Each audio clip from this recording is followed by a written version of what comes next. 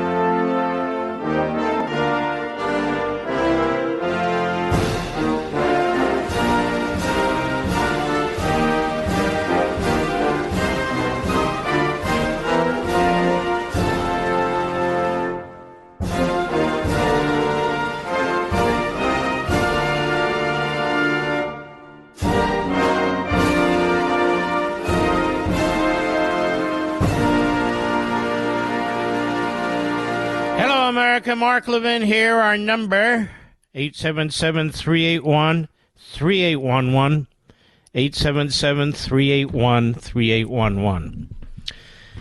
I'm going to circle back to this, but just to make an opening comment on it. First of all, I hope you had a great weekend, a great Father's Day, and so forth. So a federal judge, not really a federal judge, but nonetheless a judge, rules that President Trump cannot discuss or post on social media the substance of these classified documents. Sounds pretty sensible, right? Well, let me ask you a question. Should this matter go to court, who brought up classified documents, Mr. Producer? The government, right? In fact, they took pictures of classified documents, at least the covers, boxes, made allegations that he'd endangered the United States. Their patsy, Bill Barr, has been all over TV making the same allegations. Well, in this country, you actually get to defend yourself. And you get to defend yourself in open court. We don't have secret trials in this country. Framers were very, very, smart people. You know, if I'm Donald Trump's lawyer and a lawyer for anybody in this position, I'd go document by document to make a determination, number one, if it is in fact a classified document. What's in the document? And how, if he did, the former president declassified the document. Now, some might say the issue of declassification really doesn't matter at this point because we're dealing with an obstruction case. Excuse me. It's all over the 49 pages. Why would you include photographs of the sort that the prosecution did and then all of a sudden say, we're not discussing this? So first and foremost, that courthouse is going to have to figure out how they're going to deal with this. And the government put the judge in this position. But you have a right to go through every damn document. Even to question its classification. Things are overclassified. Things that shouldn't be classified. And the other thing that's interesting to me is, has there been a leak investigation taking place here by the Department of Justice and the FBI? Because there's only one party leaking, and that is the special counsel's office. They're the ones leaking. The leaking about the grand jury for months. The other leaking taking place. Is anybody going to chase any of those felonies or not? These are rhetorical questions, of course.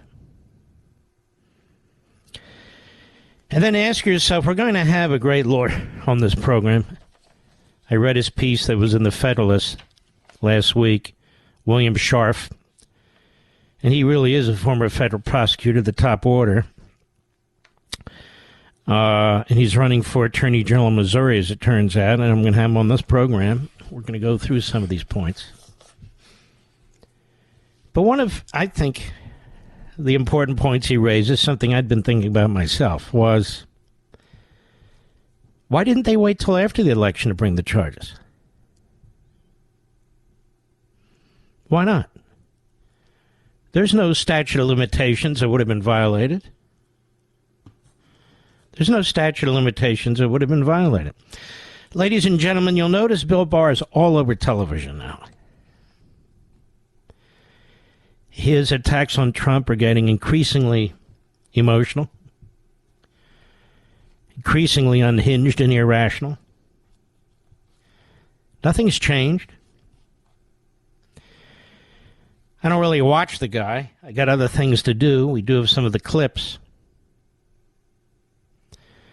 But whenever you bring up a substantive point, apparently, he just blows it off, which means he doesn't know how to answer it. And it's sad. He goes on these shows with these softball interviews, and the questioner doesn't know enough about the law or practices involving these laws to challenge him, because they don't want to challenge him. You've got him on TV, you've got John Bolton on TV, and interestingly enough, he was challenging John Bolton's revelation of classified information, or at least allegations of classified information in his book, and Judge Royce Lamberth admonished John Bolton. They didn't bring any criminal charges against John Bolton. Then you have his former chief of staff, General Kelly. He's out there, too, doing his thing. So all the long knives are out. This is the ruling class. Bill Barr, John Bolton, General Kelly, they've all been in and around Washington, D.C. for decades. And they're trying to strike back. And there'll be more. But in the end, they don't matter.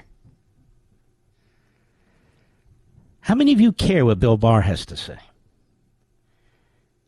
How many of you care what John Bolton has to say? How many of you care what General Kelly has to say? And I will also say this to Mike Pence. You read the prosecution's document. You know nothing else. You're probably being advised by your aide, Mark Short, to try to somehow distinguish yourself from the crowd, excuse me, by trashing Trump. You're not distinguishing yourself from the crowd. You're making it more and more obvious that maybe you should have been charged under the Espionage Act. In other words, you don't have clean hands. The issue isn't whether you have really, really dirty hands versus just dirty hands. Apparently, you did something that most vice presidents don't do, Mike, and that is you had one or two or more documents at your home that were classified. So that means that you violated, according to Bill Barr, according to Jack the Ripper Smith, according to Merrick Garland, you violated the Espionage Act. You committed a felony. So keep that in mind. And Bill Barr has not been asked on a single one of these programs about his handling of classified information. I'll continue to ask. I did on my show last night. Bill, did you ever read classified information while you were being ushered from home to work or work to home? Did you or not? It's a very simple question. If you said you didn't, I'd like to know the name of your FBI escort and your driver. Because this is how it works, you see. This is how it works. Donald Trump was not a threat to anybody. He didn't threaten anybody. The classified information, such as it was perfectly protected. When you mention Lyndon Johnson or Hillary Clinton, whataboutism. No, it's not whataboutism. It's about equal application of the law.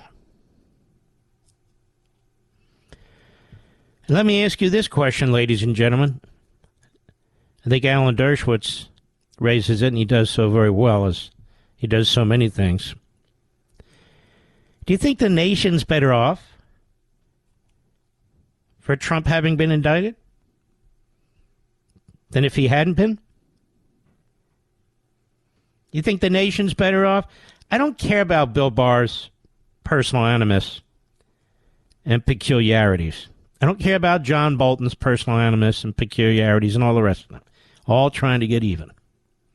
I understand they've been humiliated, that they're embarrassed. I got it. But it seems to me if they really cared about the country, they wouldn't be doing what they're doing. But they are. Bill Barr went on CBS. He's been on Fox repeatedly. Bill Barr has been on Meet the Press. Bill Barr wrote a piece, what was in the Wall Street Journal, Mr. Producer? He's having a grand old time. He can't get over this. He can't get over the fact that he was fired. Because he's never been fired, I suppose. I don't know. I'll be right back. Mark Levin.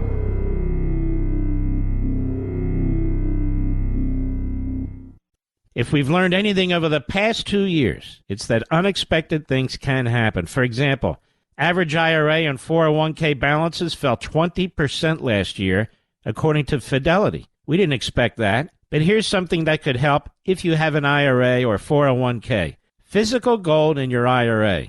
The World Gold Council says even central banks are buying tons of gold. Now, what does that tell you? Learn why many Americans are turning to a gold IRA with Augusta Precious Metals. They're the best. I recommend them to my friends and family.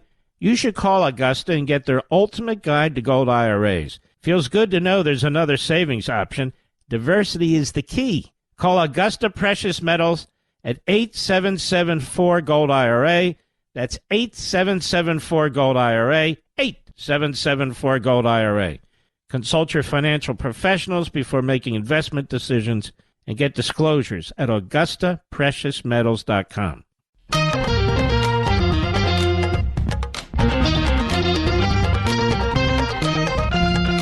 Now, here's a downer. So here, I didn't mean to mislead you. I want to deal with this now and get it over with.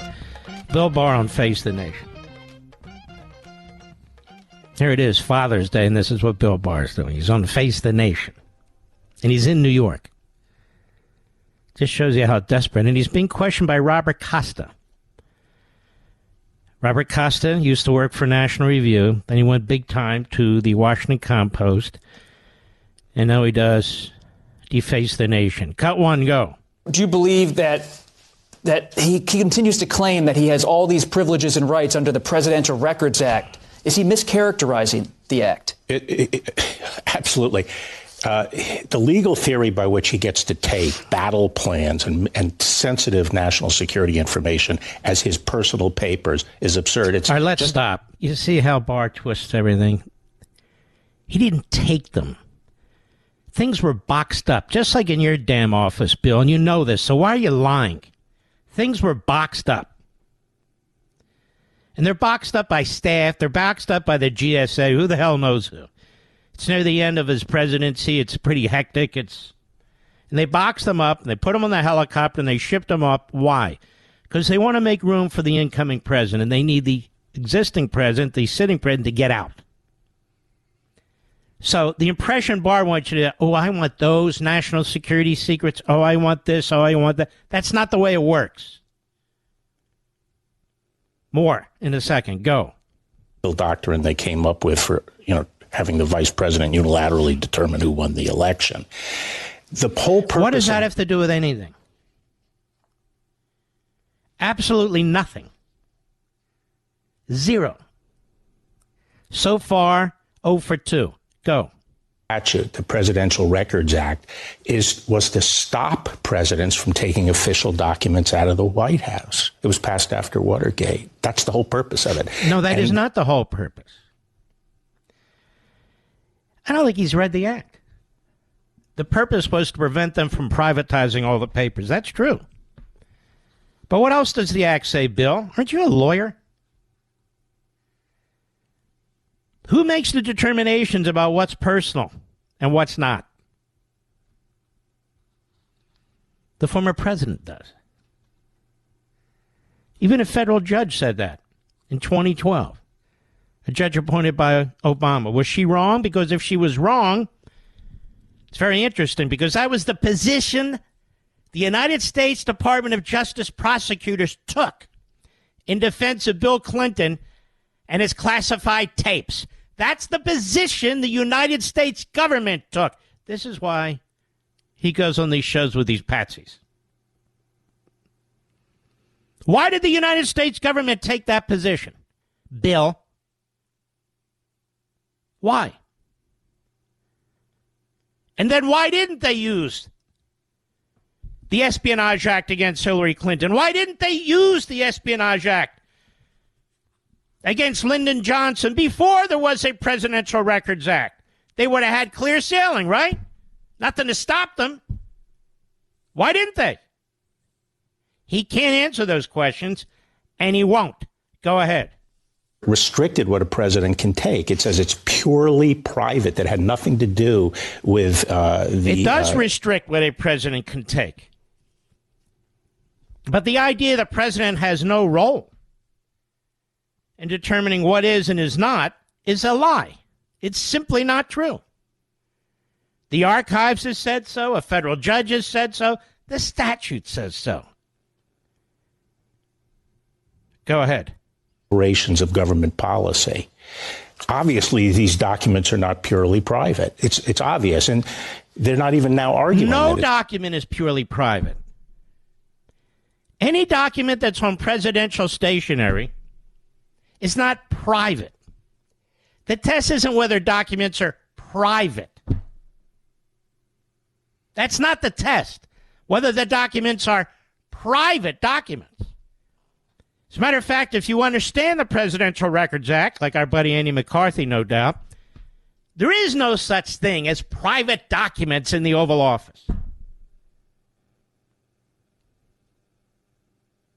In fact, if you try to cut around the Presidential Records Act and try and create a separate avenue of document creations and emails and texts and so forth, you're violating the Presidential Records Act.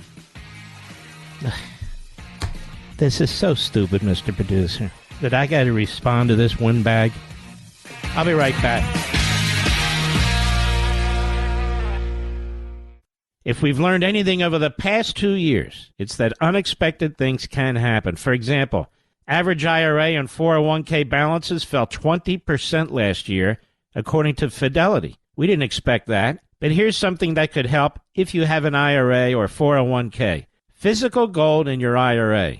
The World Gold Council says even central banks are buying tons of gold. Now, what does that tell you?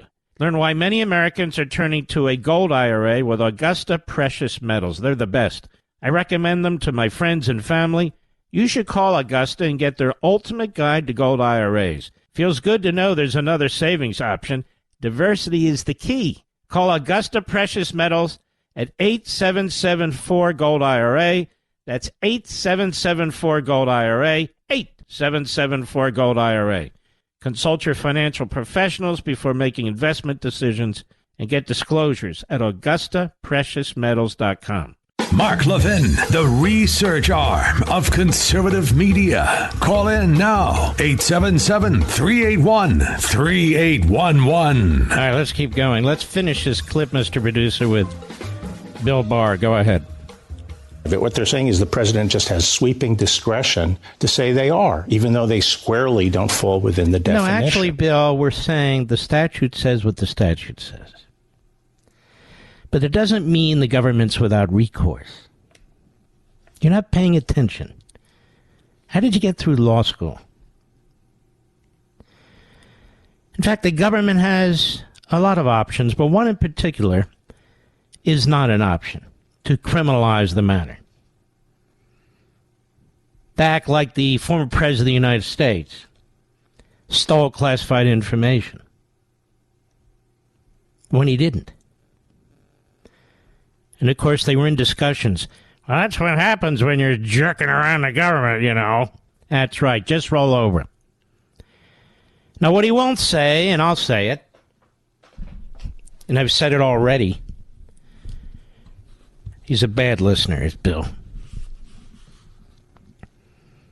The government had options, including civil options. I've had to deal with this sort of thing in the past myself. In fact, when the shoe was on the other foot and we were suing the government, we sued the Internal Revenue Service, we sued the EPA, we sued other agencies. We got an order from the court, federal court, in Washington in most cases. Number one, to protect the material, and number two, to order the agency or department to turn it over. The federal government could have done exactly the same thing with these documents. They could have gone into court. They could have laid out whatever record they wanted to lay out and say, Judge Lambert, as an example, good man, Judge Lambert, by God, we can't get our documents out of President XYZ in his state. We have tried. Here's the record, so forth and so on. And then the president's lawyers have an opportunity to respond. See, that's what the government didn't want. In a criminal case, it's very difficult. And so they go there and they make their argument. So it's laid out in front of the judge, civilly, in a civil proceeding, as opposed to a criminal proceeding. There was no need for a federal grand jury. None.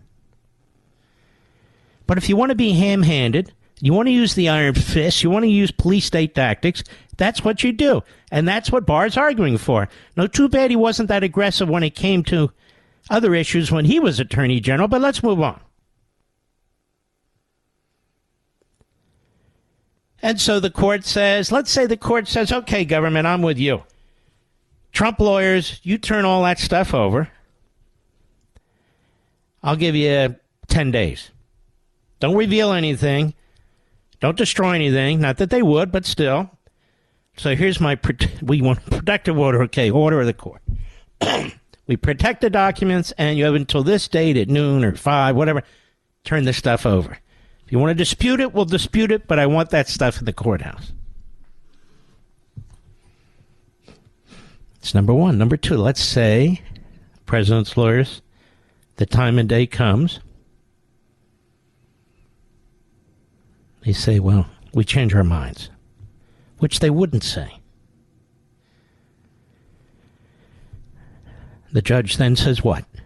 Judge turns to the government, says to the government, I will entertain a motion for an order to hold them in contempt.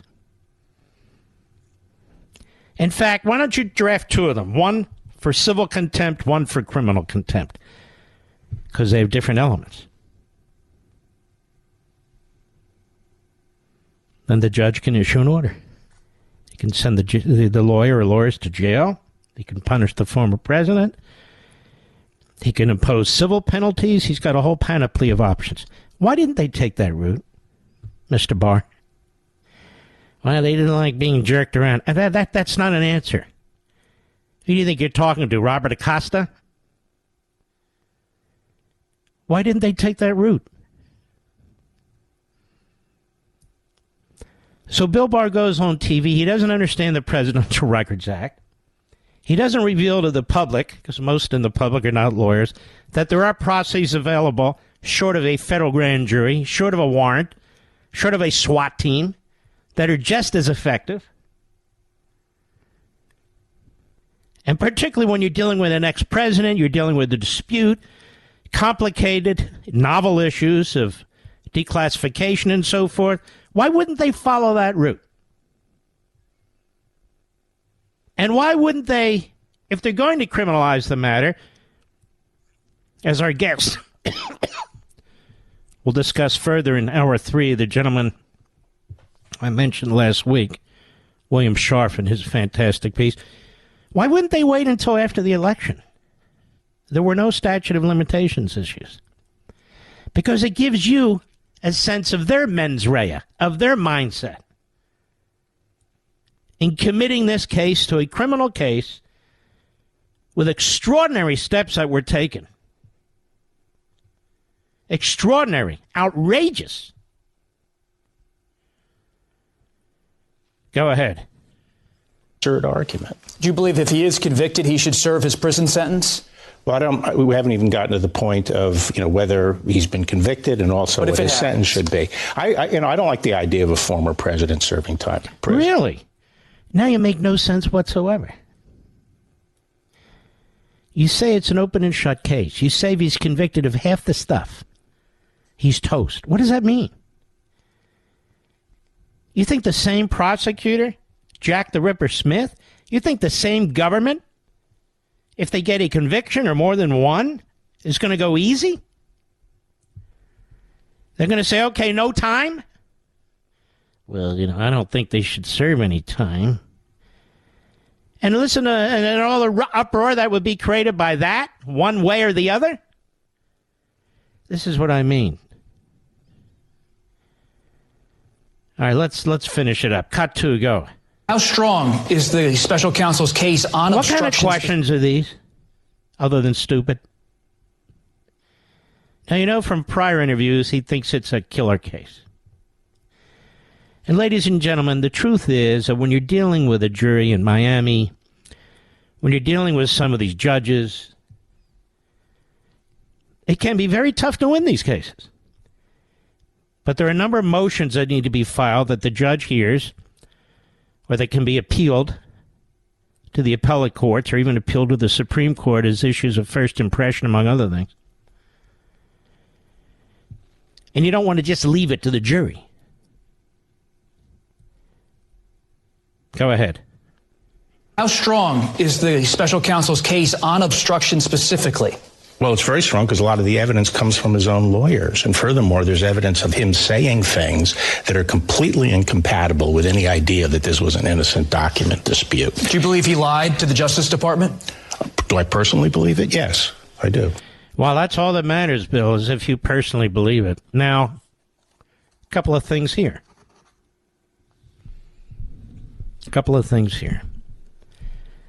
He completely moves quickly from this issue of a lot of this information comes from one of his lawyers. Now, what he would tell you is really a former antitrust lawyer. That's what he was. What he would tell you is, look, there's a crime fraud exception.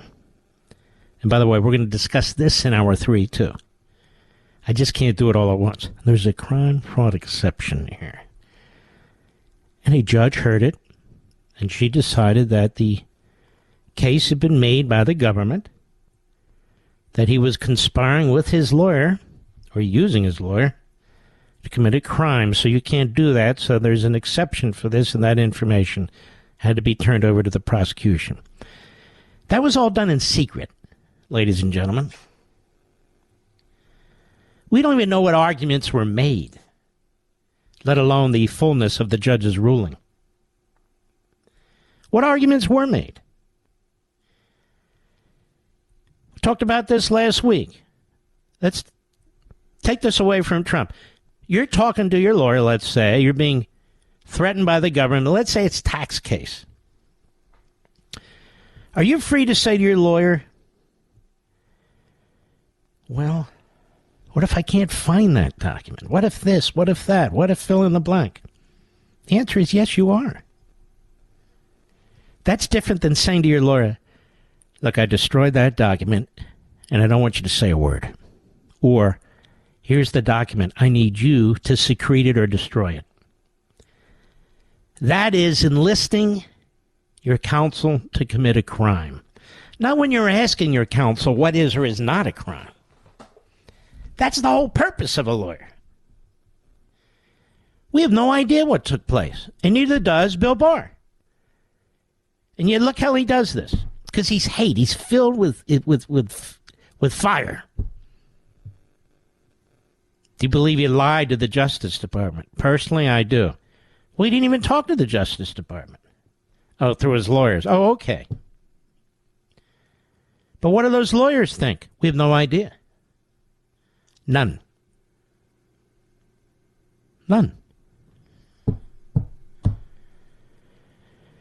So if I don't take time to do this, nobody really is capable of doing it. They'll just sit there and look at today's headline. What's in the New York Post today, Mr. Producer? What's in the New York Daily News today? Bring in 17 guests and that'll be it. No. We got to dig a little more deeply here. But something even bigger has happened today. Something even bigger. And when we come back, I want to discuss it with you. I'll be right back. Mark Levin.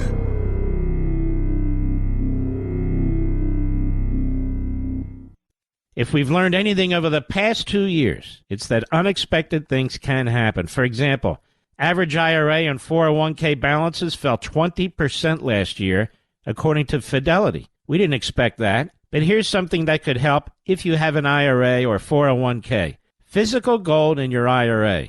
The World Gold Council says even central banks are buying tons of gold. Now, what does that tell you? Learn why many Americans are turning to a gold IRA with Augusta Precious Metals. They're the best. I recommend them to my friends and family. You should call Augusta and get their ultimate guide to gold IRAs. Feels good to know there's another savings option. Diversity is the key. Call Augusta Precious Metals at 8774-GOLD-IRA. That's 8774-GOLD-IRA, 8774-GOLD-IRA. Consult your financial professionals before making investment decisions and get disclosures at AugustaPreciousMetals.com.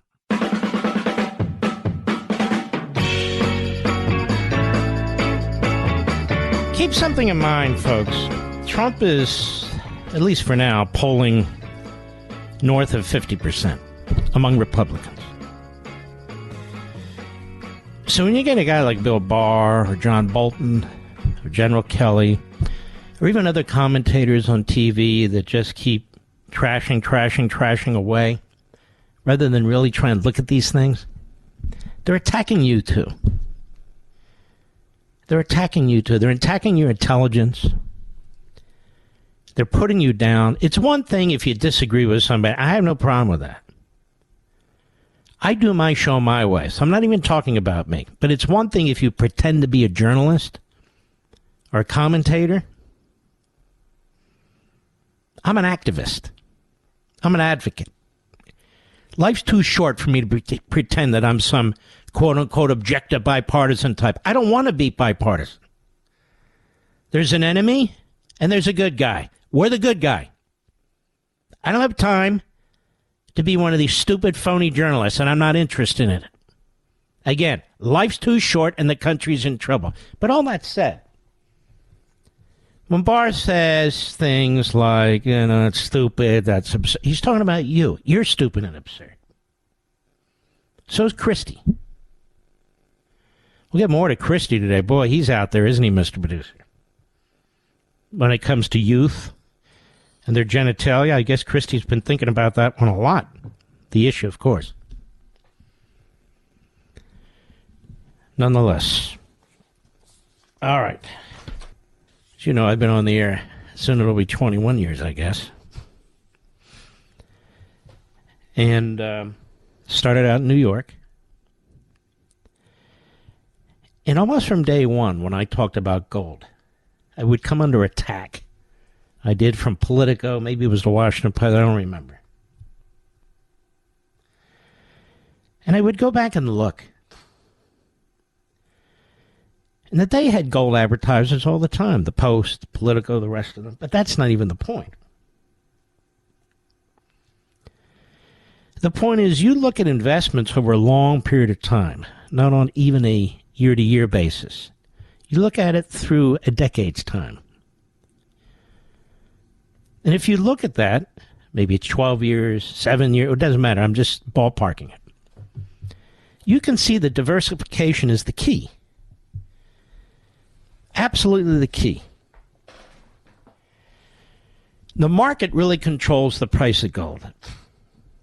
The market. Your neighbors. Not big banks. Not stock speculation. Not government-caused inflation. The market responds to these things. That's why they hate it. They want you to believe all your money should be in a piggy bank or in a savings account. That's why they hate it. Or it ought to be in the stock market and equities. Well, that's idiotic. The bond market, that's idiotic. Where do you put it? That's why diversification is so important. Something horrible happened today. The Biden administration sold us out to Communist China. They also sold out our ally, Taiwan. If you want to see 1930s type appeasement, it's happening before your eyes, if you watch and listen closely. I don't have time to get to all this in one segment, but let's get started here. Anthony Blinken in a news conference in Beijing today. Cut 7, go. On Taiwan, I reiterated the long-standing U.S. One China policy. That policy has not changed. It's guided by the Taiwan Relations Act, the 3 joint communiques, the 6 assurances. We do not support Taiwan independence. We remain opposed to any unilateral changes to the status quo by either side. We continue to expect the peaceful resolution. All right, enough of the rest of it. So here's the deal. Under the circumstances that are taking place today, under the endless threats by Communist China against Taiwan, you don't speak out this way, in this manner, about Taiwan unless you're selling out Taiwan. The Communist Chinese are well aware of the Taiwan Relations Act and all the rest of it. So when you say, we do not support Taiwan independence, I could be Communist China and say, okay, good, we've got the green light. What do you mean? We said we don't support their independence. Neither do we. We're Communist China. We don't support their independence either. Well, we said that. We don't care what else you said. Now, I want to explore this further. I'll be right back. This segment of the podcast is exclusively sponsored by Pure Talk. Pure Talk offers great coverage and can save your family money on your wireless bill every single month. Go to puretalk.com to find the plan that's right for you. Thank you again for listening, and thank you so much for this sponsorship, Pure Talk. He's here. He's here. Now, broadcasting from the underground command post, deep in the bowels of a hidden bunker, somewhere under the brick and steel of a nondescript building, we've once again made contact with our leader, Mark Levin. Hello, America. Mark Levin here. Our number, 877-381-3811. 877, hello, 381-3811. Before we get back to Anthony Blinken, this is very, very important what this man has done and what this president have done. I think if there was any way to avoid a World War III, there's not now. Because it's clear that Blinken was groveling to Xi at the direction of Biden. Anyway, Fetterman was in Pennsylvania, where it obviously represents. Fetterman was in Pennsylvania, and Joe Biden was there. And some genius put them both on the same stage, Mr. Producer. Now, maybe they can understand each other, but the rest of us can't understand either of them, quite frankly. Anyway, but Fetterman had a few important words, I thought, for Joe Biden as he was praising. Go ahead, Mr. Producer. A little over a year ago, the president and I were standing right next to each other at a collapsed bridge in western Pennsylvania. A bridge that I drove over just the night before with my young son. And he showed up with just hours after that bridge collapsed there. And he promised to make sure that any resources that they needed and any help and support. And guess what? That bridge was rebuilt less than a year, well in front of time. And now I'm standing next to the president again, next to a collapsed bridge here. And he is here to commit to work with the governor and the delegation to make sure that we get this fixed quick, fast as well, too. This is a president that is committed to infrastructure. Yeah, and then on top of that, the dual kind of a law of the inflation bill that is going to make sure that there's going to be bridges all across America getting rebuilt. It's a pleasure to be here and to introduce my friend, Congressman Boyle Bile. Is that really the guy's name, Boyle Bile? Brendan Boyle? He called him Boyle Bile? Could have been worse, I suppose. And by the way, you couldn't see it, but Joe Biden was actually cringing the whole time. Even he was like, oh my God, wait a minute. And I blame his wife for this. That is Fetterman's wife. She knew he was ill. She knew he wasn't up to the job. She knew all about it. It's like Jill Biden. She doesn't want to give up the White House. And so I blame this on birthing people. In the case of Jill, formerly birthing person. May I say that, Mr. Producer? To be respectful. All right, circle back. Anthony Blinken further at this news conference in Beijing today. Cut 8, go. The economic relationship with China is vitally important, and also, when it's fair, a very positive thing for countries around the world. And at a time when countries are trying to rebound from COVID, something the United States has done very successfully, we want to see growth, we want to see success in every part of the world, including, of course, in the major economies like China. It's in our interest. But at the same time, as I said... Okay. No, it's not in our interest for China's economy to be strong. Would Ronald Reagan have said that about the Soviet Union? And China's a bigger threat to us today than even the Soviet Union was. Ronald Reagan tried to destroy the Soviet economy, and he succeeded. I don't think he'd be saying it's in our interest for the Soviet economy to be strong. And so here you're seeing appeasement all over the place. No, we don't want to support Taiwan independence. Okay, just shut your mouth.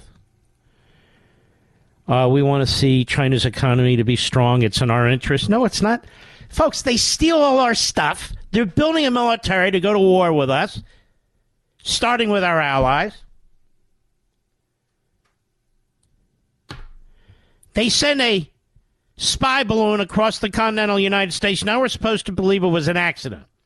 They just happened to go over our nuclear sites.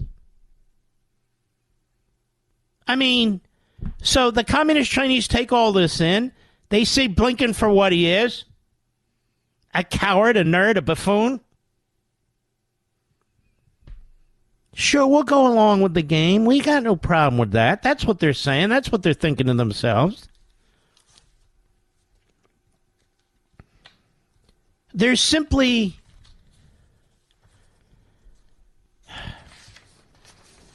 We better get rid of these people as fast as we can, which is why I get so disgusted with the Bill Barrs and the Chris Christies of the world. And that's okay as long as we don't elect Trump. Well, Trump's leading. So let me put it to you this way. If we lose this election, I put it at the feet of these Republicans. Mitch McConnell, Bill Barr, Chris Christie, John Bolton, Asa Hutchinson. I don't mind a good fight in a primary, but that's not what these guys are doing. These guys are trying to destroy the leading Republican. And maybe he won't be the leading Republican forever. What do I know? But the point is, he is now. And so it's hard enough to take on the corrupt Democrat Party, the corrupt media, corrupt academia. It's hard enough to defeat that.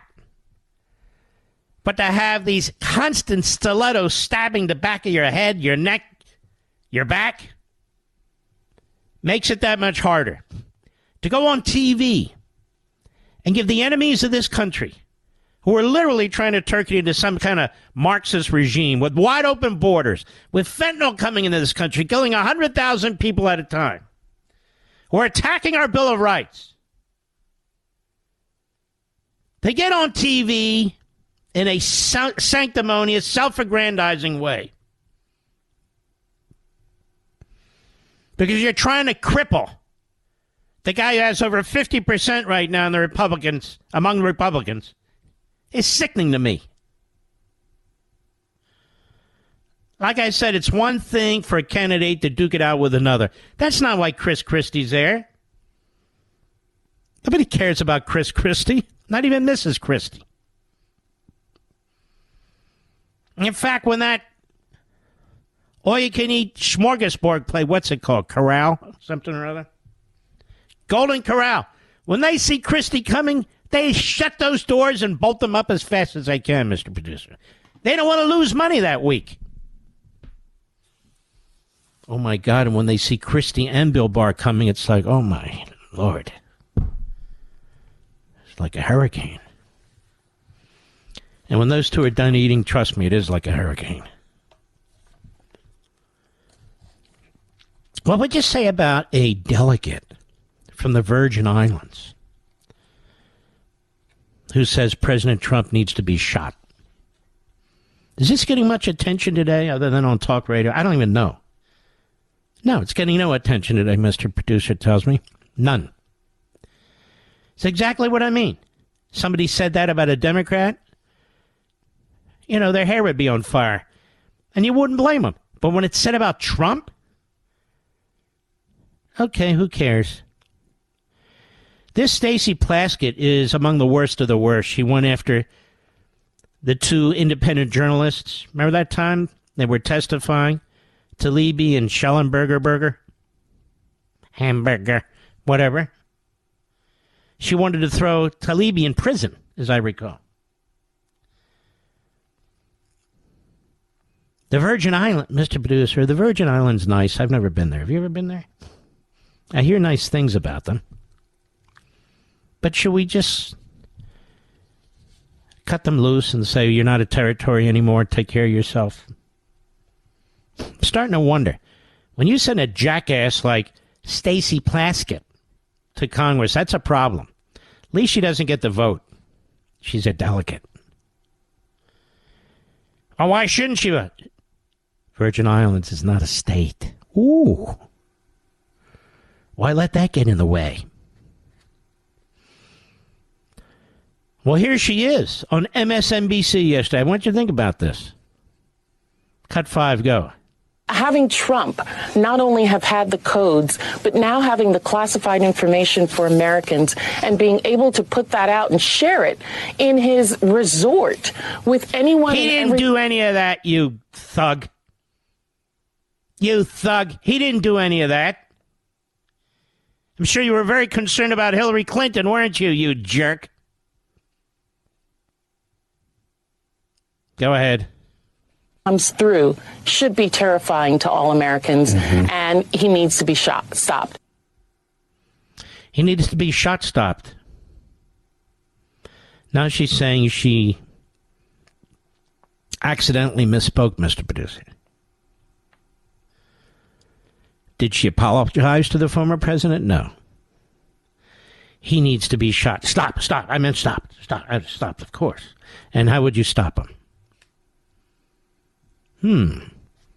That's a tough one. I'll be right back. Mark Levin.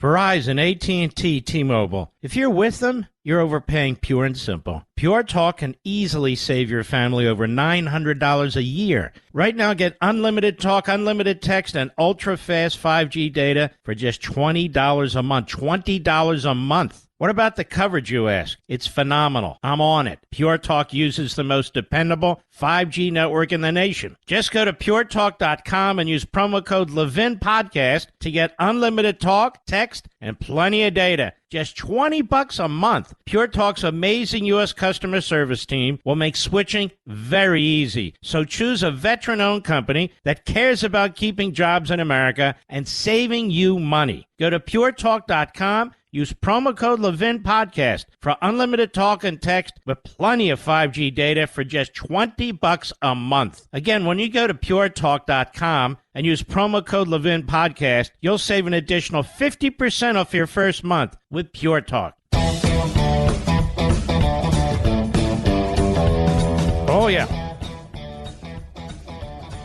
Well, we were talking earlier about Chris Christie. Before we get to him, though, a related matter, however, and I'm serious about this. Wall Street Journal, U.S. becomes transgender care outlier.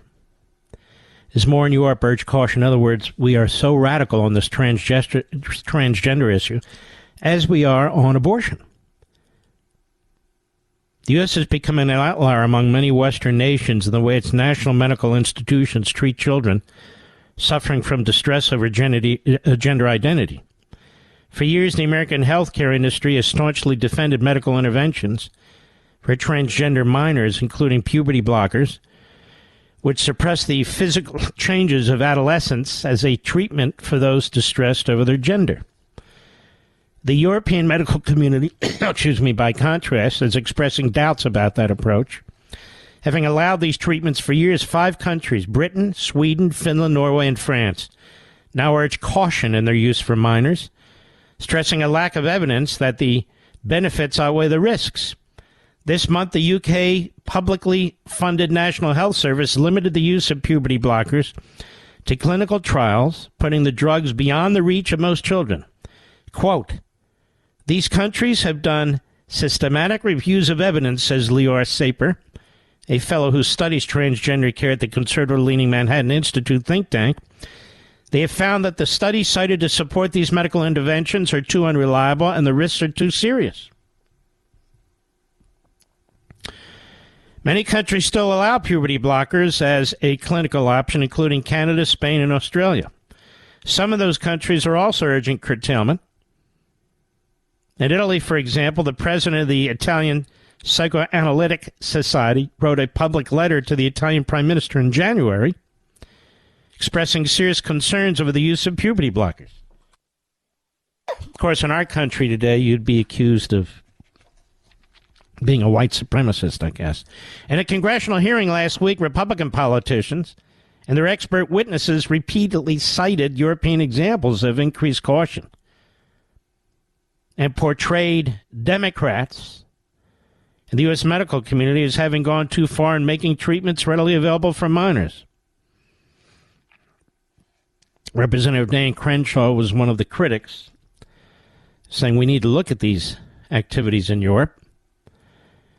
Democrats say Republicans are attacking transgender youth to score political points. So when you raise this, you're attacking transgender youth, when in fact you're trying to protect them. Frank Pallone Jr. is an old fossil out of New Jersey. Parts of New Jersey like Patterson and so forth. I like these parts of New Jersey. But I can't stand political hacks like Frank Pallone. Low IQ, barely literate, a product of the machine. They're telling parents that Republican politicians know better than they do what is best for the child, said Representative Frank Pallone at a hearing last week. No, they're not, you moron. Can't you listen properly? So this crap's being pushed by our schools, by the transgender community, LGBTQ, and FU. The U.S. medical community has not wavered in its support for medical interventions and continues to recommend puberty blockers and hormones for minors as a clinical option. I like the concerns raised by many authorities in Europe. U.S. medical associations often treat the science beyond such medical interventions as settled. Yeah, I remember they just did that like a couple years ago with another matter, didn't they, Mr. Producer?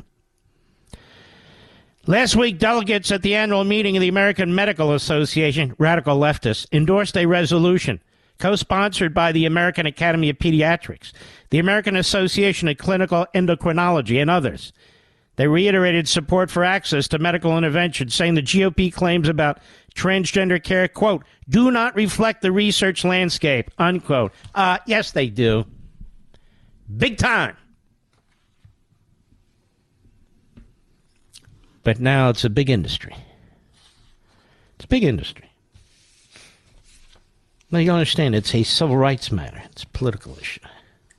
Science. The left and science. Is that not a joke, ladies and gentlemen? Yeah, I think it is a joke. In fact, a significant percentage now of our medical schools will only allow applicants to succeed in attending those schools if they answer certain questions. And not just about this, but about DEI and ESG and so forth. Which, of course, are intended to make sure that they only have a medical system or a school system that reflects their ideology. That's what's going on. And it's shocking. So here's Chris Christie. I think it's the last cut, Mr. Producer. And he's asked about, not this, but asked about his view over the weekend. Why anybody cares, I don't know, but we'll play it. Go ahead. Republican governors across the country have been banning... Oh, wait a minute. It's fake tapped out. Attacking Republican governors with another repubic. They know when they want to attack Republicans, bring in the biggest repubic they got. And he's big. He's a heavyweight. Go ahead. Republican governors across the country have been banning hormone therapy and puberty blockers for transgender people under 18 years old, though they're banning those procedures only as trans health procedures. They can still do them for other purposes, puberty blockers, etc. As governor of New Jersey, you signed into law some legal protections for trans people, including students. What do you make of your fellow Republican governors and candidates going in the opposite direction? Hold off. We ran out of time. I'm not playing games. When we come back, I want you to hear the answer. So he signed them into law. Oh, lots going to come out with this guy. I'll be right back. Verizon, AT&T, T-Mobile. If you're with them, you're overpaying, pure and simple. Pure Talk can easily save your family over $900 a year. Right now, get unlimited talk, unlimited text, and ultra-fast 5G data for just $20 a month. $20 a month. What about the coverage, you ask? It's phenomenal. I'm on it. Pure Talk uses the most dependable 5G network in the nation. Just go to puretalk.com and use promo code Levin Podcast to get unlimited talk, text, and plenty of data. Just $20 a month. Pure Talk's amazing U.S. customer service team will make switching very easy. So choose a veteran-owned company that cares about keeping jobs in America and saving you money. Go to puretalk.com. Use promo code Levin Podcast for unlimited talk and text with plenty of 5G data for just $20 a month. Again, when you go to puretalk.com and use promo code Levin Podcast, you'll save an additional 50% off your first month with Pure Talk. It's your daily adult dosage of the Constitution. The Mark Levin Show. Call him now at 877-381-3811. All right, let's start at the top. Question asked of New Jersey's Hindenburg by Fake Tapper. Go. Republican governors across the country have been banning hormone therapy and puberty blockers for transgender people under 18 years old, though they're banning those procedures only as trans health procedures. They can still do them for other purposes, puberty blockers. Excuse me, Jake, why didn't you tell him all of Europe is doing the same thing? That way your audience would know that? But no, it's the Republicans. Thank God for the Republicans, America. Or God knows what kind of surgical procedures your children would be receiving, assuming they survive birth under the Democrat Party. Go ahead. Of New Jersey, you signed into law some legal protections for trans people, including students. What do you make of your fellow Republican governors Before Christie answers, here's my question. I mean this with all seriousness. How do you, with a straight face, collect millions and millions of dollars to do a show that nobody watches? How do people do this, Mr. Producer? I'm quite serious. Millions and millions of dollars for a show nobody watches. But he does. Go ahead. In the opposite direction. Jake, what I believe we should be focused on most importantly in these issues is making sure there is parental involvement at every step along the way. I don't think that the government should ever be stepping into the place of the parents in helping to move their children through a process where those children are confused or concerned about their gender. And I just would say that parents are the people who are best positioned to make these judgments. And so what I'd like to make sure each state does is require that parents be involved in these decisions. You know, we were talking about students. I assume you mean people under the age of 18, Jake. And the fact is that folks who are under the age of 18 should have parental support and guidance and love as they make all of the key decisions of their life. And this should not be one that's excluded by the government in any way. Now, look, we all believe in parental decision making, all of us. But nothing's off the table? Nothing? So if a parent wants their 7-year-old to watch pornography, is that okay? Or they want their 8-year-old to smoke marijuana, is that okay? In other words, ladies and gentlemen, there's certain parameters. So he's confounding and conflicting a few and overlapping a few things here. Yes, we want parental control, but we also want societal barriers. Unlike the left, that wants no societal barriers. They want to impose their will, their perversions, their freaky ideas without parental knowledge. So this has nothing to do with that. Nothing. And so there's a lot of people who do not believe that children, that is minors, should be subjected to any of these surgeries or drug-induced treatments. Now, once they hit the age of 18, you know, they can do what they want. I'm one of those people. Unless you can show truly an extraordinary basis. I don't know how you do, but you can't be so blithe about these things. So surface level. But, you know, I just think it's a parent's. I have no problem. The parents should have a say what their kids are taught and all the rest of it. But you have, for instance, parents. You'll have a mother who takes the father to court, or the father takes the mother to court, trying to prevent the other parent from acceding to the 16-year-old or 15-year-old's desire to have her breast removed. Remember that case? So it's a little more complicated than either of these two knuckleheads actually let on. But I wanted you to hear that. All right. There's another very important. We're hitting a lot of important topics tonight, I feel. The American Spectator, David Catrone, who I like, don't know him, but I think he writes well on big subjects. Trump lawyers targeted by dark money group. This is important. If you can't get a lawyer, you can't get due process. Among the unusual features of last week's arraignment of former President Trump in Miami involved the difficulty he had finding a qualified attorney to represent him in the classified documents case brought by special counsel Jack Smith. The corporate media inevitably made much of this issue. The Washington Post, for example, quoted various anonymous sources who claimed that Trump's reputation as a challenging client, quote unquote, caused several prominent lawyers to turn him down. In reality, the problem resulted from an intimidation campaign by a radical pressure group called the 65 Project, whose explicit mission is to ruin any lawyer willing to represent Trump. According to Influence Watch, the group was founded by former Clinton administration official Melissa Moss, and its managing director is former Perkins Coie attorney Michael Teeter, T-E-T-E-R. It gets worse. Quote, the 65 Project's senior advisor is David Brock, the founder of Media Matters for America An American Bridge 21st Century. The group initially went after 111 attorneys in 26 states for representing Trump or questioning the irregularities associated with the 2020 election. So all you lawyers who are targeted now you know who to sue. Among others, you sue Michael Teeter, Melissa Moss, and David Brock. Who did they go after?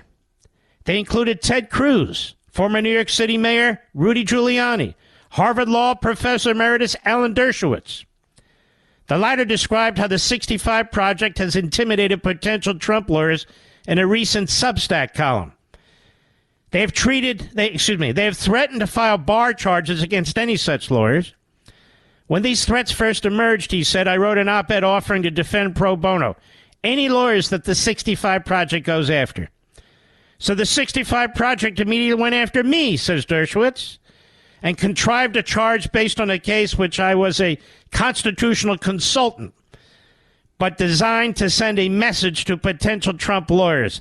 If you defend Trump or anyone associated with him, we will target you and find something to charge you with. He says the lawyers to whom I spoke are fully aware of this threat, and they're taking it seriously. So this 65, what's it called again? 65 Project is destroying our Bill of Rights, the right to due process, the legal profession. Because that's what bastards like these do. Typical example of the group's tactics can be found in its attack on Georgia attorney Kurt Hilbert. As recently as February 2023, Teeter wrote to the State Bar of Georgia requesting an investigation into Hilbert pursuant to his representation of Trump and other plaintiffs in 4 lawsuits resulting from the state's incompetent management of the 2020 elections. Quote, we write to request that the Office of General Counsel investigate the actions taken by Kurt Hilbert relating to his effort to overturn the 2020 presidential election. Oh, you're not allowed to try and overturn results in a state now? Democrats do this all the time. In fact, they do it on the floor of the House. Good to know. Such ethics complaints, no matter how spurious, inevitably lead to protracted inquiries that damage the reputations of their targets regardless of whether or not the charges possess any genuine merit. This is, of course, the point. Many lawyers will think twice before inviting an ethics complaint by representing disfavored clients. The resultant chilling effect has now spread to other GOP candidates in races unrelated to 2020. Carrie Lake, for example, had difficulty retaining attorneys when she contested the 2022 Arizona gubernatorial results. Bloomberg quotes her thus, quote, we had attorneys who did walk away because the left is threatening them with their ability to make a living and practice law. The 65 Project filed an ethics complaint against Kurt B. Olson. Kurt B. Olson, who represented Lake in 2 lawsuits pursuant to her 2022 race. The following excerpt is typical of the inflammatory language used in these complaints by the 65 Project. Quote, Mr. Olson attempted to overturn the 2020 election and now seeks to overturn the 2022 Arizona midterm. A full investigation by the Office of Barr Counsel will demonstrate the egregious nature of Mr. Olson's actions, especially when considered in light of his purposes, the direct and possible consequences of his behavior, and the serious risk that Mr. Olson will repeat such conduct unless disciplined. The supplemental complaint demonstrates that Mr. Olson is already a repeat offender of the rules of professional conduct and can only be stopped through disciplinary action. Unbelievable. And they would only file these things, ladies and gentlemen, if these Barr organizations weren't radical left-wing Democrat organizations. Each of these complaint letters begins with this introduction, quote, the 65 Project is a bipartisan, nonprofit effort to protect democracy from abuse of the legal system by holding accountable lawyers who engage in fraudulent, unethical conduct seeking to overturn legitimate election results, unquote.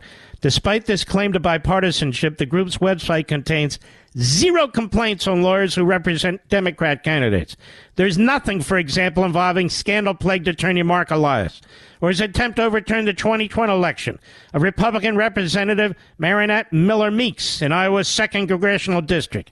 Elias is no stranger to ethics sanctions, yet the 65 Project has never questioned his veracity. So how come the IRS status of this group is not attacked by these lawyers? It certainly should be. And the mission of the 65 Project extends beyond ruining the careers of individual lawyers who dare to represent Republicans in election disputes. The group also purports to be protecting future elections. The 65 Project has filed ethics complaints against 15 state attorneys general, all Republican. Many amount to little more than election interference. A particularly egregious example involved Arkansas Attorney General Leslie Rutledge, whom the group went after during her 2022 campaign to become the state's lieutenant governor. Less than 2 months before Election Day, the 65 Project filed a complaint alleging that Rutledge was involved in a dark plot to overthrow the 2020 presidential election. Their complaint, of course, was leaked to the local media, making it a campaign issue. Fortunately, the voters of Arkansas recognized the smear for what it was, and Rutledge trounced her Democrat opponent by 12 points. All of which brings us back to former President Trump's situation. It's abundantly clear. The Biden administration plans to keep him tied up in legal battles throughout the 2024 election cycle. Equally obvious, the 65 Project will try to prevent him from retaining qualified attorneys, interfering with his Sixth Amendment right to legal counsel. Yet, according to a new Harvard Harris poll survey, 55% of voters say Trump's recent indictment is politically motivated, including 83% of Republicans, 55% of independents. Oh, yes. Let's see. Biden's thugs arrested Donald Trump. He was arrested, folks. And now they want to put him in prison. Anybody see anything wrong with that, Mr. Producer? Of course not. Let's see here. I'll be right back. Mark Levin.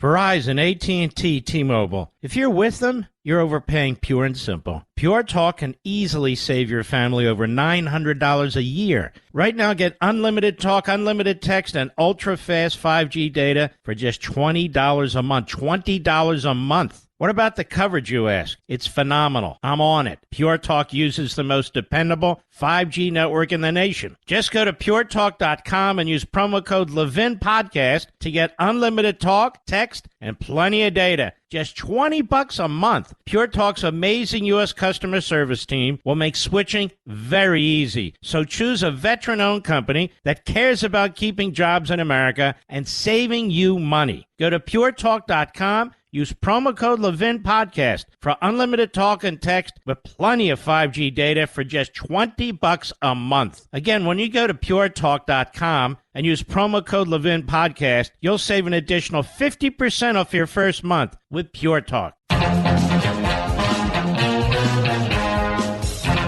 Next hour, we're going to have Will Scharf. Will Scharf is going to become famous by the time I'm done. He's running for Attorney General of Missouri. That's the show me state. Woo! But anyway, former federal prosecutor, you know how I feel about them, but this guy's a good guy. And he's the Republican candidate for Attorney General of Missouri. And he's an actual litigator who's done a lot of thinking about what's been taking place with this Department of Justice in Miami. It doesn't take a lot of brains to do what Bill Barr is doing, cheerleading what is an outrageous, unprecedented, historically contemptible event. It takes brain power to take it on, and that's what Will Scharf does. We'll be right back.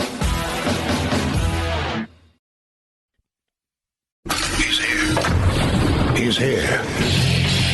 Now, broadcasting Broadcasting from the underground command post, deep in the bowels of a hidden bunker, somewhere under the brick and steel of a nondescript building, we've once again made contact with our leader, Mark Levin.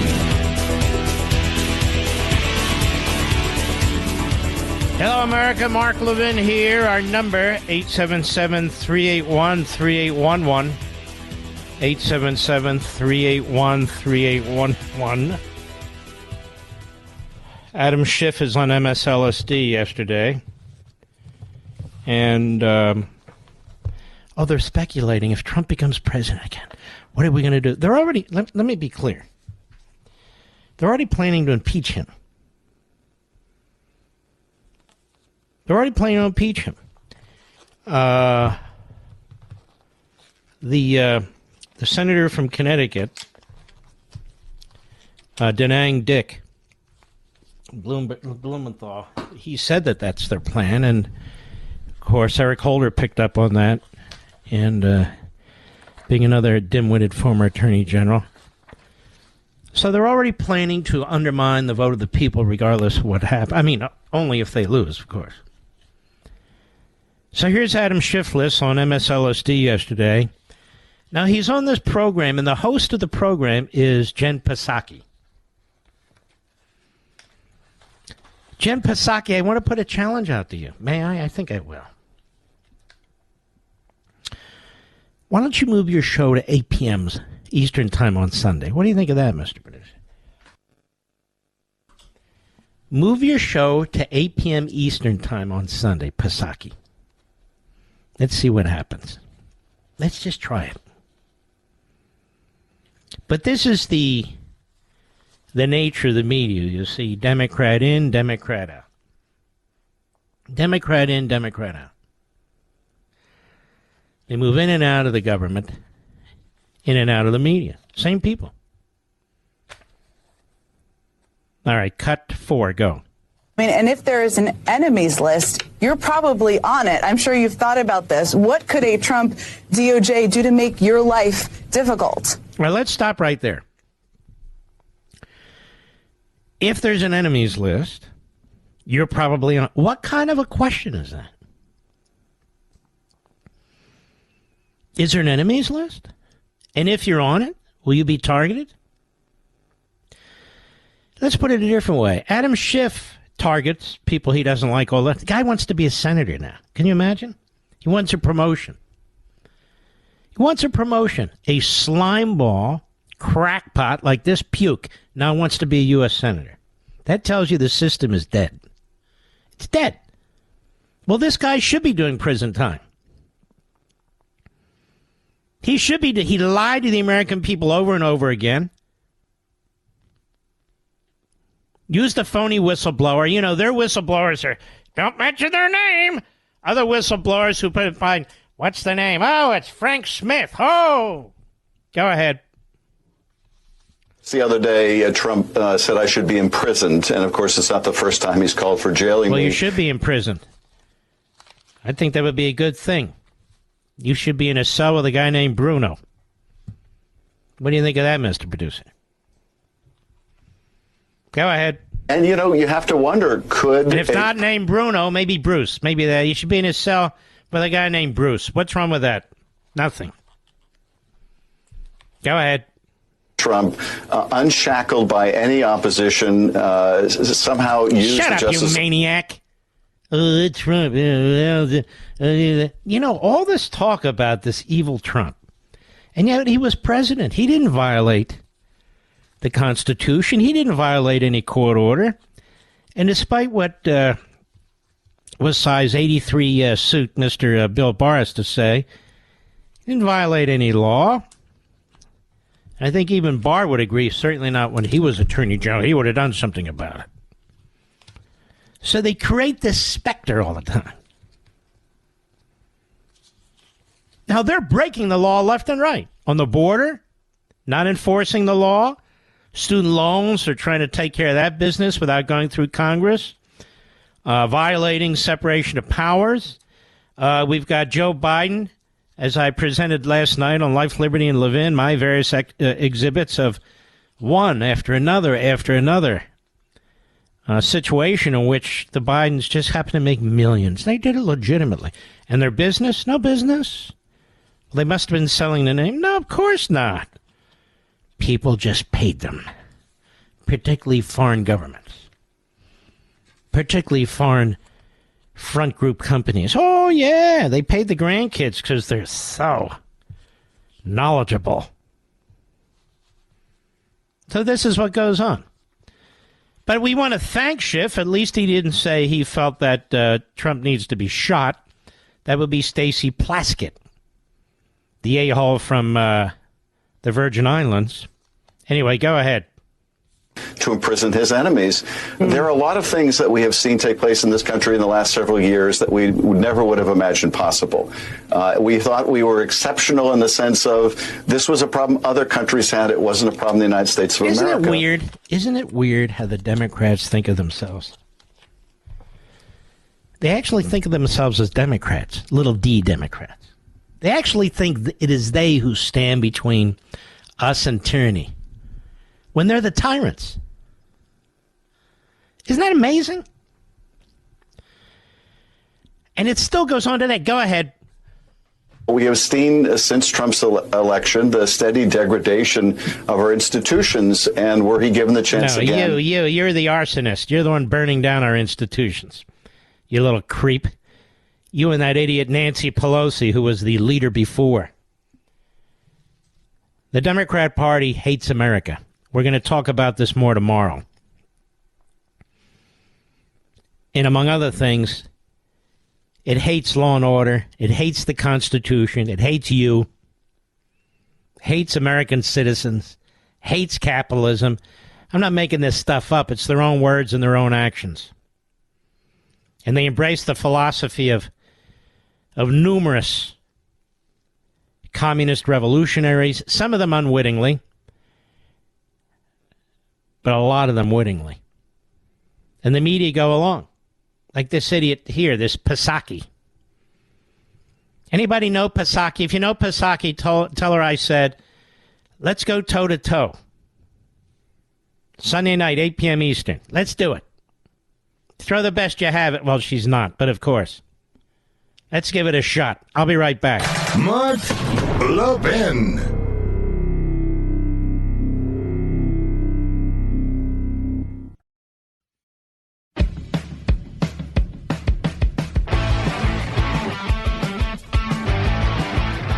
Well, I've never met the gentleman, William Scharf. How are you, sir?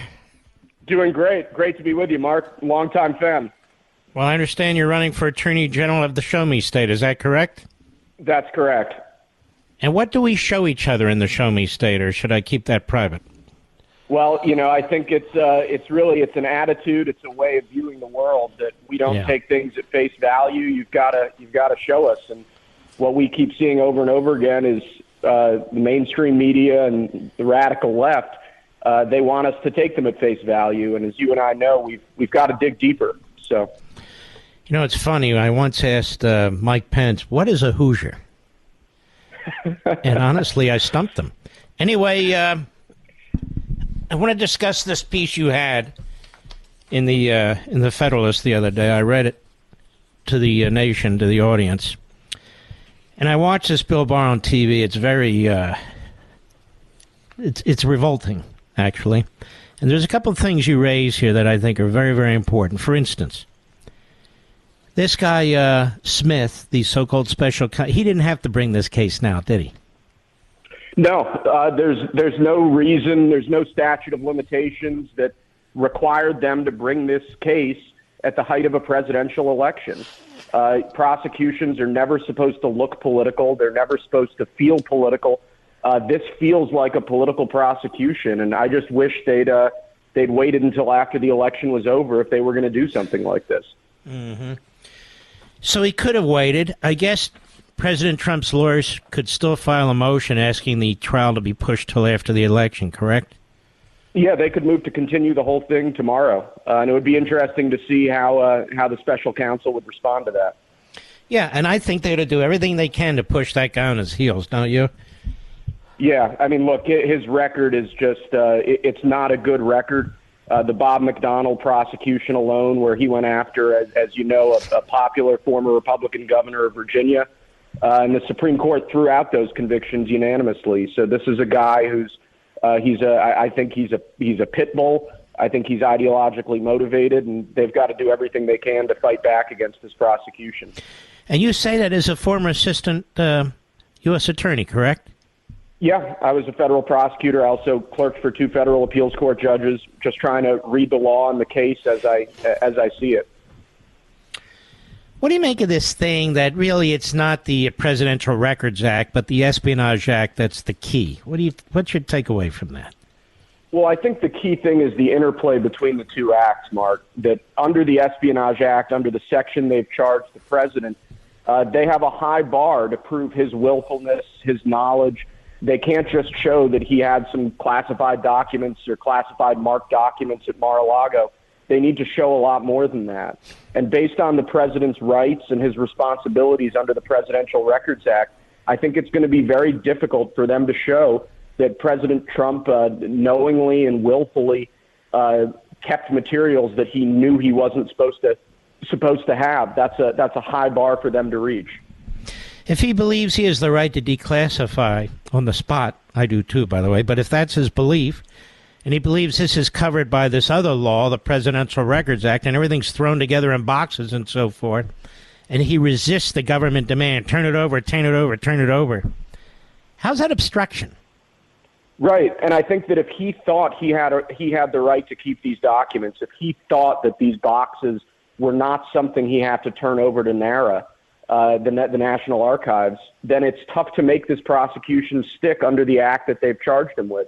And on the classification point, I would just note that even if he didn't declassify these documents, that doesn't mean that they constitute national defense information under the Espionage Act, it's a different classification under the law. It's a different statutory system altogether. So the special counsel's office is trying to make this look like a rock solid case, and I see it just based on a very shaky foundation. And they're put pictures out of the boxes and how the boxes were treated, and they're making references to classified information and so forth. In addition to your last point, why else would they do that?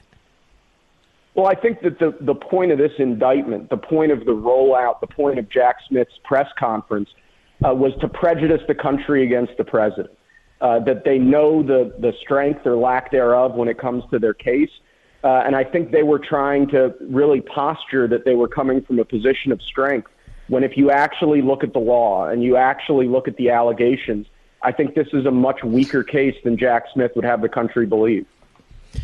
We're talking to Will Scharf, who's running for Attorney General of Missouri, has a fantastic pedigree here.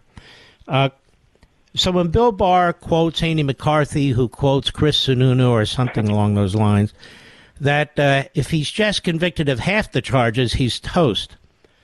Why do they think this is such a slam dunk case? Well, I think it's also worth noting that Bill Barr said that it would be, I forget his exact wording, but he said it would be an outrage if President Trump was sent to prison. That would be bad for democracy. Mick Mulvaney today had an op-ed out where he said basically the same, that this case shouldn't have been brought now, that bringing this case was bad for the republic. So I would just say, from my perspective, I read the indictment, I read the law, I responded to that, and I don't see the same case that I think these guys see. Mm-hmm. Now, let me ask you about the courtroom. I want the American people to understand this. If it ever comes down to classified documents, number one, you have a right to a public trial, correct? Yes, sir. Number two, how does the government intend or expect to keep every one of these documents secret from the American people? If I'm a defendant, I'm going to challenge every damn one of these documents. The classification of the document, whether I declassified the document, whether or not it's the government's property, whether or not, as you point out, it was misclassified. I'm not going to just let the government walk away with that argument. So how is that going to play out in open court? Yeah, I think this case, starting a couple weeks from now and continuing until the day that it reaches its final judgment, final resolution, is going to be hotly contested. President Trump has a great legal team around him. Todd Blanche, who's now his lead attorney, highly accomplished attorney, really knows what he's doing. I think they're going to contest every single evidentiary issue. As you said, the classification and the privacy of these documents. I think the other big issue, and I've written about this, is attorney-client communications, other potential areas of I'd say, malpractice or things the government's already done that I think in terms of misconduct that could cast doubt on the entire case. I think this is going to be hotly contested from day one, and certainly if it goes to trial, there are going to be a lot of evidentiary motions that they're going to put in front of Judge Cannon. And I think that they're going to have the right to seek to have this case framed the way they want and not the way the government wants it.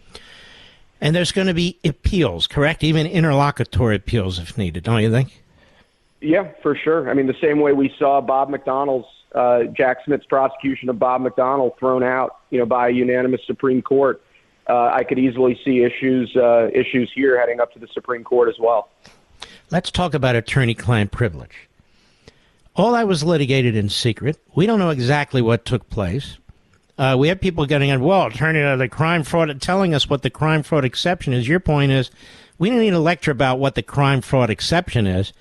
What we want to know is what was contended and what this judge ruled on, because you point out in your article, it's one thing to run by your lawyer a whole bunch of scenarios. It's another thing to actually enlist your lawyer in a criminal enterprise, right?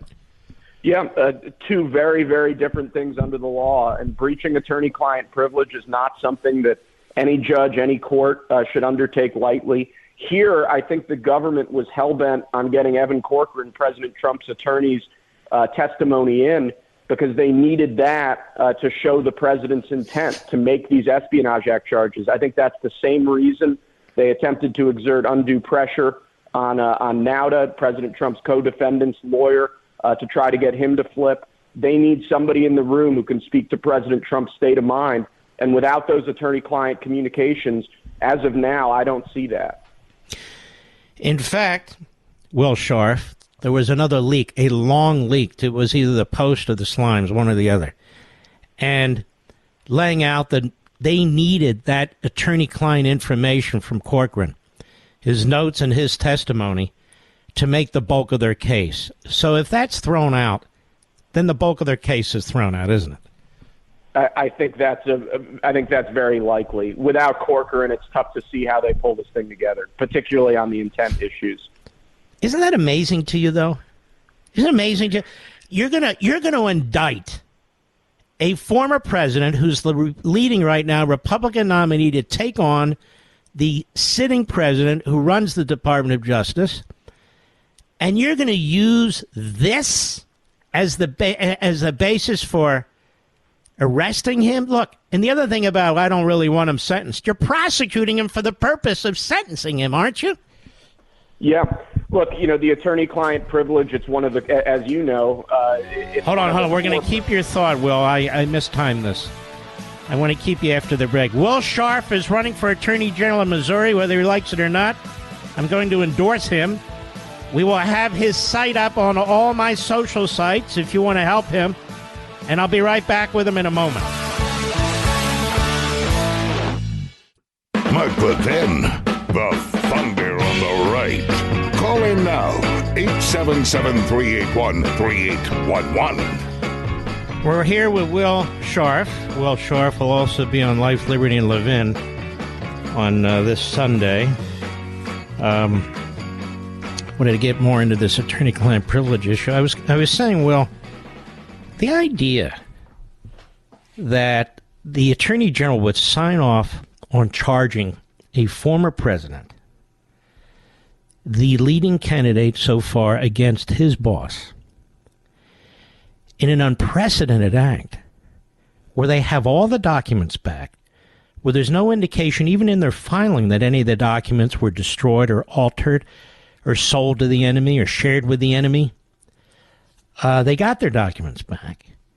The idea that they would use, in my view, a violation of attorney-client privilege, which is the source for most of this, and they would take a case of first impression. No former president, no former vice president, no former cabinet secretary has ever been charged under the statute, even though Hillary could have been theoretically. She wasn't even investigated for obstruction.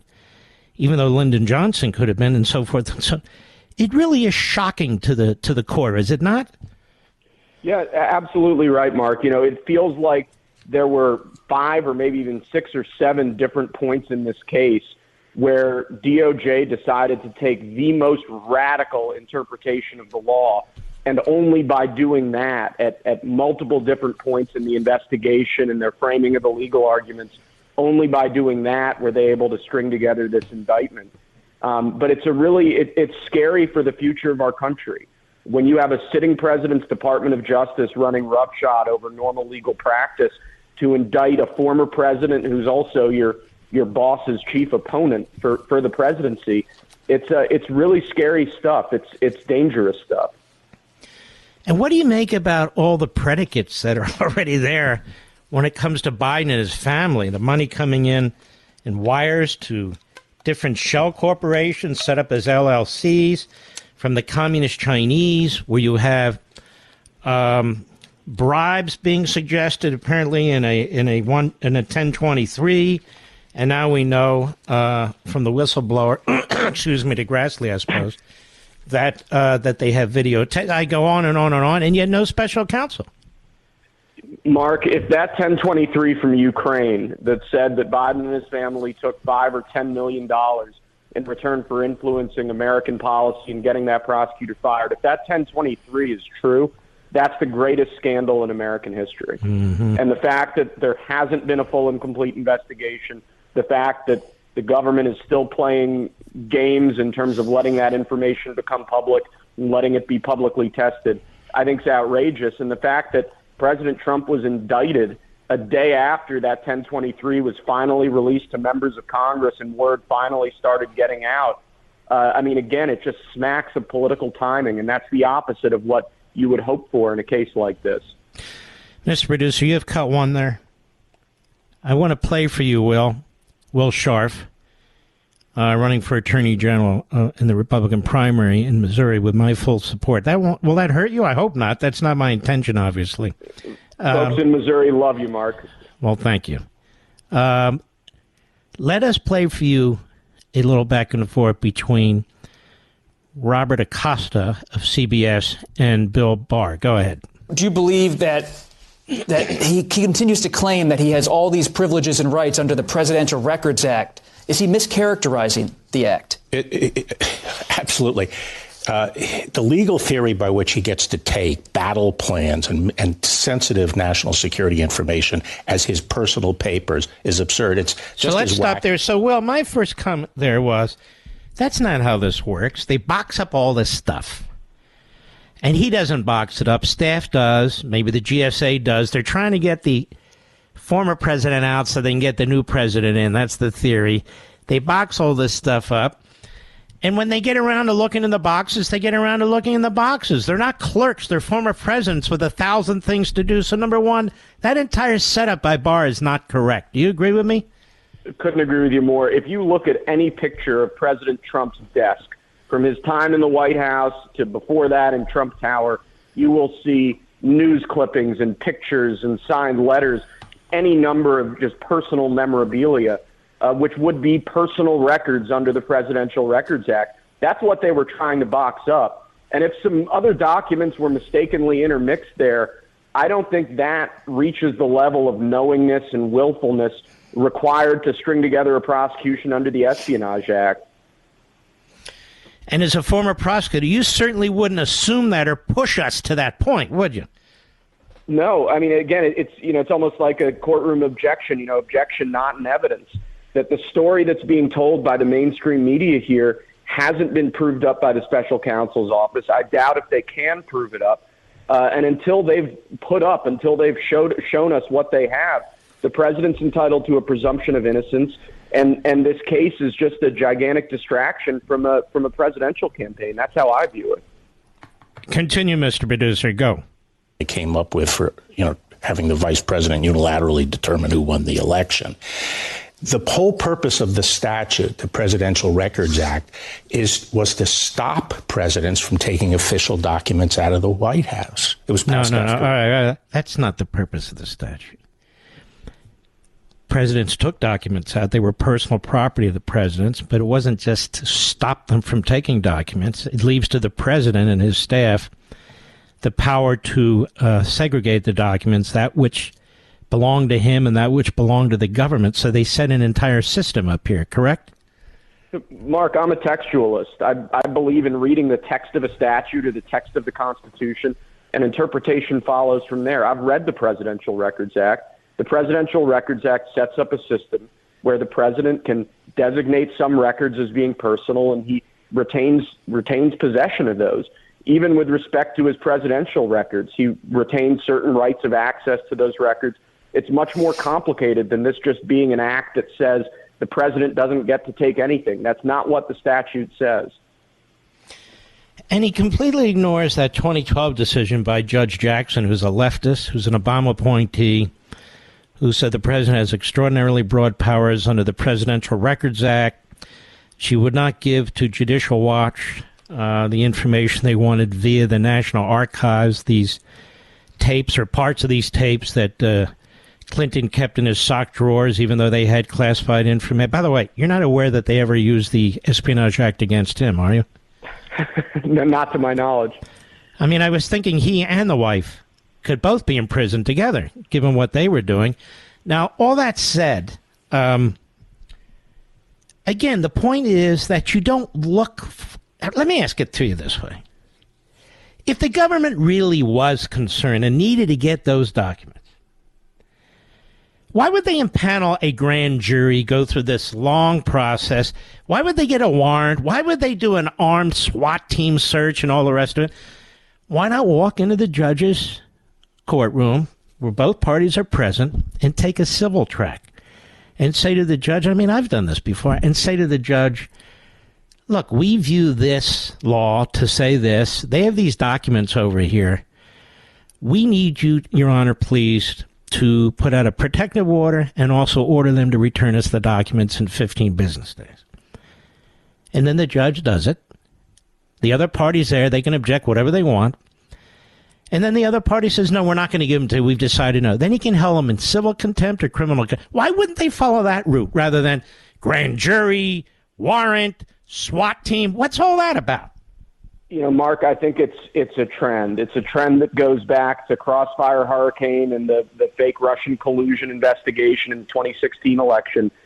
Whenever these guys, this sort of law enforcement set, look at President Trump, they always seem to take a maximalist approach, an approach intended to get him in cuffs. That's their goal, and I think that's just wrong. You know, you mentioned the Clinton sock drawer case. It's worth noting that there you had a liberal judge looking at a case brought by Judicial Watch, a conservative organization, and she tossed it, saying that Clinton had broad discretion to designate records however he wanted. Now the shoe's on the other foot, and it's a Republican president being pursued by leftists, and suddenly the same legal commentators, the same people who would have supported Clinton back then, have completely flipped. And that's not the way the law is supposed to work. And, well, you know who else flipped? The government. Yeah, that's exactly The government right. flipped. The government was making the arguments that Bill Barr just blows off. And on a constitutional or key statutory issue like that, for the Department of Justice to flip its opinion, I mean, as you know, that's a big deal. Yeah. The fact that that's passed mostly without comment, I've seen Mike Davis and a few others talk about it on Twitter or on TV, yeah. But the fact that that's passed mostly without comment, I think is damning here. It's shocking. Well, listen, it's a pleasure to meet you, Will Scharf. I'm glad you wrote that piece. Apparently, you know my stepson. I was unaware of that, but that's a great thing, too. And we'll have you on Sunday. Look forward to it. Really looking forward to talking with you. Thanks so much for everything, Mark. All right, take care of yourself. Guy's a sharp dude, is he not, Mr. Producer? Good. I'll be right back. Mark Levin.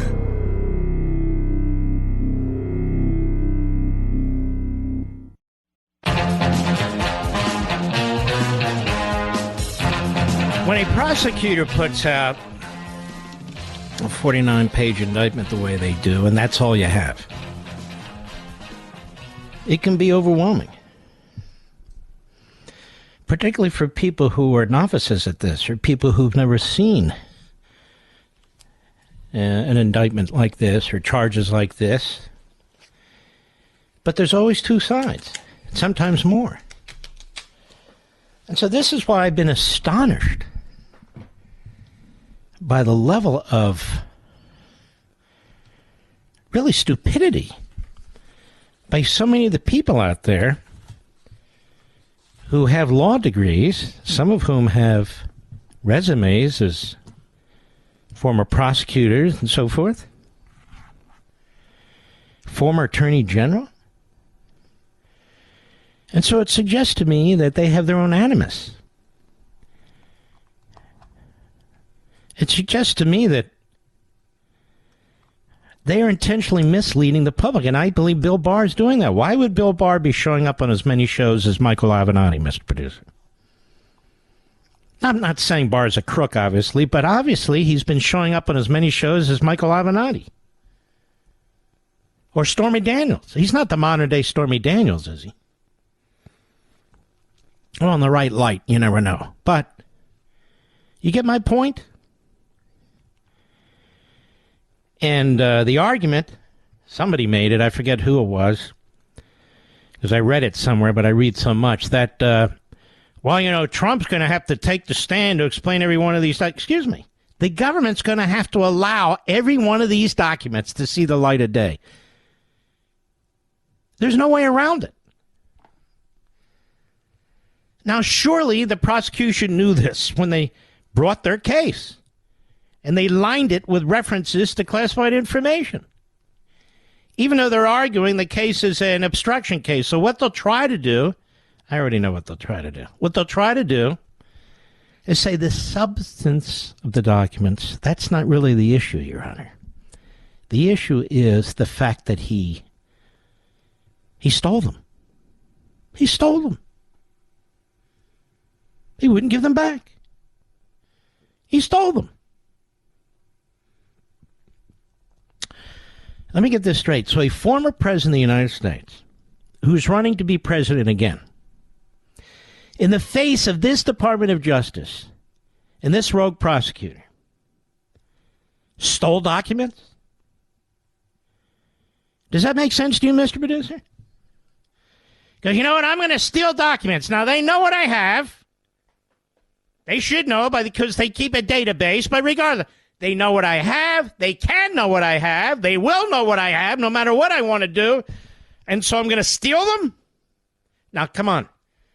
I almost wish I was taking this case. Now, a lot of you are going to say, well, go ahead. I can't. I'm under contract to do 1,000 other things. But my God.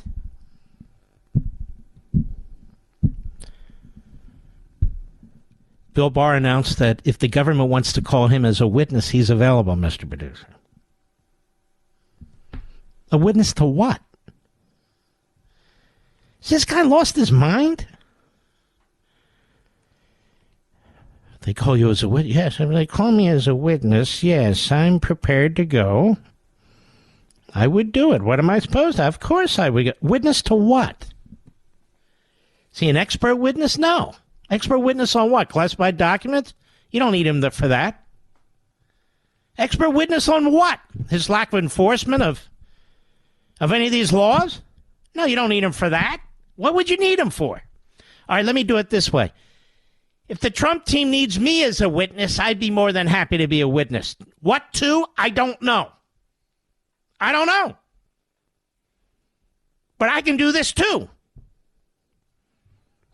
Wait a minute. He's a witness. I'll be a witness. He was an attorney general. I was chief of staff to a real attorney general. I can do this too. Tomorrow there's a big announcement. I hope you'll join me.